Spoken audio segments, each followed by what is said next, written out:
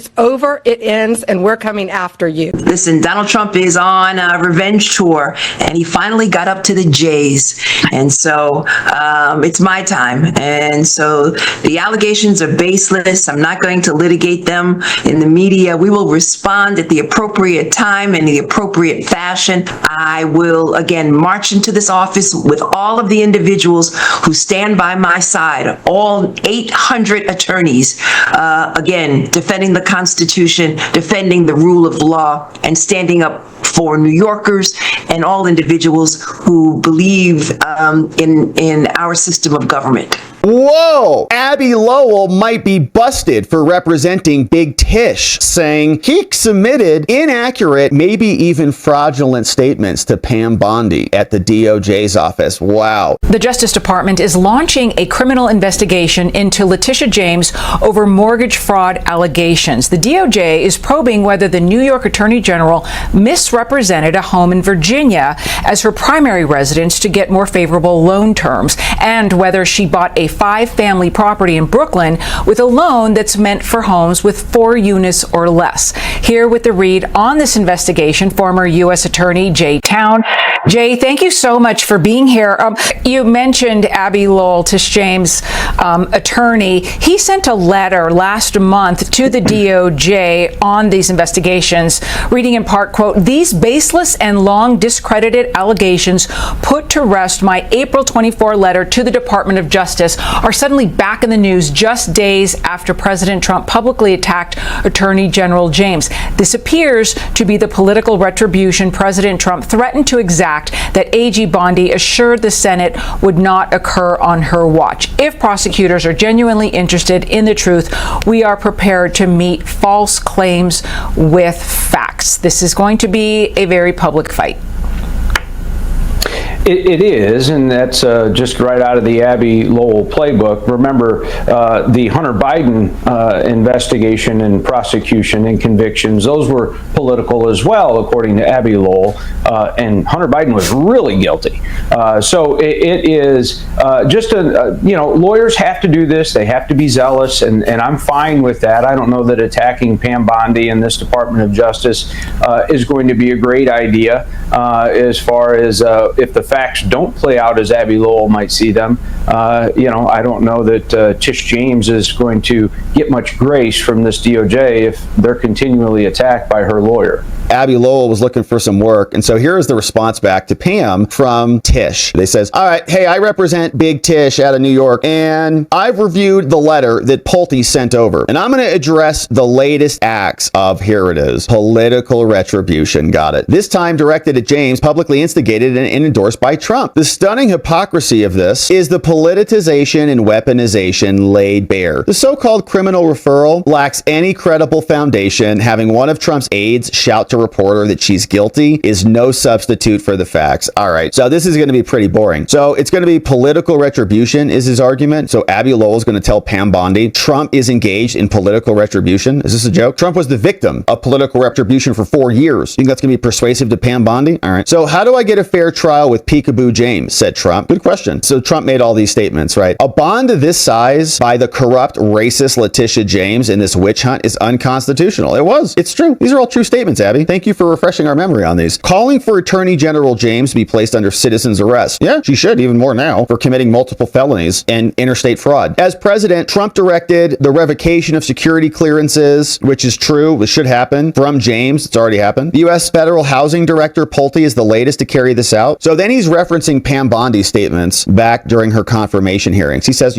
Pam, you said during your confirmation hearings that you're going to be independent and you must act independently and you're not going to let politics come in here and you're not going to let your DOJ be weaponized. Hilarious. In fact, one of the first executive orders from Trump was ending the weaponization of government. And now you're attacking us? So baseless allegations. He says it's a 24-year-old document. You say it has 5 buildings, but it's old. These documents are old. So let me explain it to you. He says, in 2023, James assisted her niece, Shamise, who needed financial support with a down payment on the home. The mortgage application required only one individual to live at the property. Pulte cherry-picked an August power of attorney that was mistakenly stated that the property was to be James's principal residence, and absolutely ignored her very clear all-cap statements 2 weeks earlier to the mortgage loan broker. This will not be my primary residence. It will be Shamis's, right? So they're getting more to fill it in. The broker understood this, and James was not a Virginia resident and replied, your declaration will be marked as the non-occupying co-owner. So just kind of introducing some other evidence, but this was more documents. Then after the erroneous, so it's just a mistake, power of attorney was filled out in the loan application, she filled out another questionnaire that said no. And so there are other documents showing that that one document was mistaken and she's been accurate in other items. So I hope this will put this to rest. The documents are old and it was basically a mistake that was corrected or properly noted in other documents. Now in 2001 then, she purchased another home to facilitate supporting her sick mama. The co-occupancy dwelling has 4 floors, and as long as Miss James has lived there, the properties always function as a 4-person residence. So functionally it's 4. Sounds like fraud. Initially, Miss James's mother lived on the 1st floor, then James occupied the 2nd floor, a close family friend occupied the 3rd floor, and her brother occupied the 4th floor. The basement did not have any unit. After Miss James's mother died, and to this day, James has occupied the 1st and 2nd floor herself, with the close family friend and brother occupying the top 2 floors. So they all live in the building. It's a family building. Now, Director Pulte points to a 24-year-old, again, the documents are old, certificate of occupancy listing the property as having 5 units, but it's functioned as a 4-unit for the past 24 years since Tish bought it. In fact, in a document he's seen, home affordable modification confirms it being 4 units, but he ignores that other documents say it's 4 units, like the finance records and more. And so other documents say it is 4 units, and simply put, he's cherry-picking documents. Okay, that's rich. Coming from Tish, who cherry-picked a bunch of documents that weren't even nearly as fraudulent as anything that's being alleged here in the Trump case, as we talked about. So here's the Queen's property. They say, okay, in 1983, did she marry her father? Says James's father sought to buy a home for his family in Jamaica. He asked his daughter, a few years out of school, to help by allowing him to add her name. She filled out the mortgage material, wherein they described their relationship as being spouses, and purchased the home without her. But this is a baseless allegation, ignoring other supporting documents, saying it was daughter. So they just put him in there like in the spouse section, but then noted that it was daughter elsewhere. So that's a pretty short explanation there. Now, as I've set forward elsewhere, this letter is notable for the fact he omitted other records. If you look at the relevant file, you'll see that the errors were corrected, criminal referrals based on stale reports. Whoa! Abbe Lowell might be busted for representing Big Tish, saying he submitted inaccurate, maybe even fraudulent statements to Pam Bondi at the DOJ's office. Wow. Abbe Lowell might have submitted potentially inaccurate statements to a federal official, raising concerns under false statements, which addresses statements made in a federal jurisdiction. Such situations require careful review of the facts and circumstances, but maybe Abbe Lowell could be busted for saying all this fraudulent stuff, didn't even look at the records. For James, if she reviewed this letter and she knew that was a fraudulent statement, maybe she should sign off on submitting fraudulent records. And for the property, the physical evidence of the tenant complaints, utility meters and more, a lot of that may not have operated as described by Abbe Lowell, raising concerns about whether the property has been maintained in compliance with building codes and more. And so either the lawyer, 2 things could have happened here to come to this botched conclusion, failed to perform even the most basic due diligence about the property, which would be an extraordinary lapse for an attorney representing the Attorney General of New York, or the lawyer knew these facts and chose to misrepresent him anyway. And Abbe Lowell's gotten in trouble before for some other filings in Hunter's cases and other cases, because the dude is just so aggressive. He just says whatever he wants and hopes no one cares, raising even more serious questions about the integrity of James's legal defense. There's no integrity in anything she does. But neither scenario inspires any confidence. You know, when your lawyer doesn't even understand the building he's defending down to the basic facts like how many floors there are, it suggests a defense built on fiction rather than fact. Now, most critically, the tenant complaints from the units were occupied by James herself offer irrefutable evidence this entire narrative is factually impossible. No amount of legal maneuvering can reconcile the documented tenant visits with the lawyer's claim that her family was the sole occupant. Is this the best that Big Tish can produce? It begs the question, how deep does the cover-up go? More records are coming. Stay tuned. Written by Sam Antar at whitecollarfraud.com. Big trouble for Tish.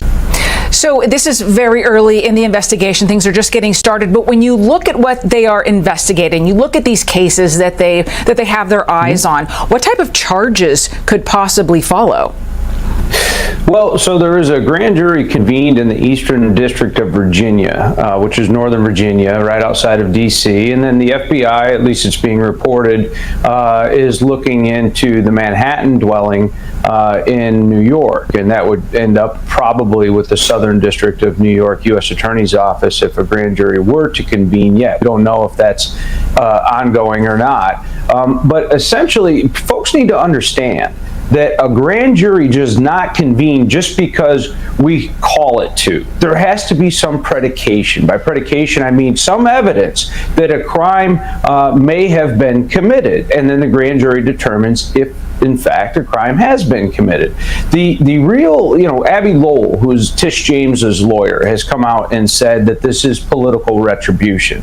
What I would flip and say is that it would be a miscarriage of justice if DOJ were to just spike this case and not go forward with it simply because there's a Democrat who's the AG in New York who targeted the current president, President Trump, in what is widely regarded as a ridiculous investigation and assessment of civil fines and forfeitures. And really, the lawfare that was used against Trump was really to prevent these types of investigations from ever occurring. So we just have to be patient and let the evidence and facts and the law play out.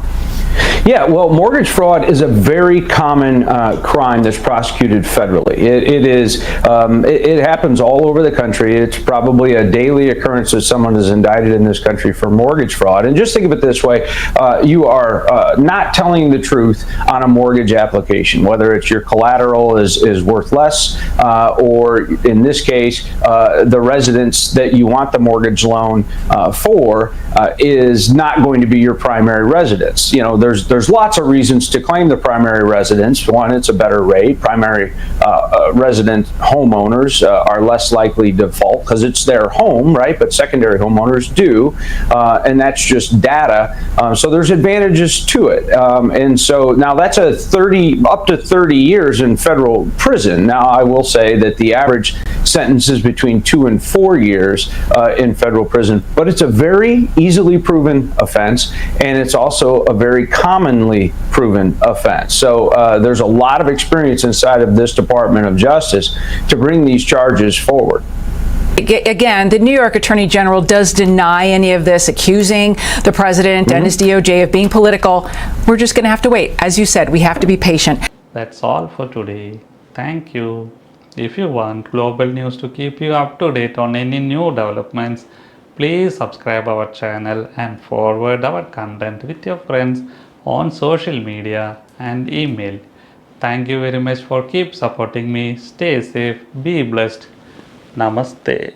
Thank you, God bless you, and God bless America.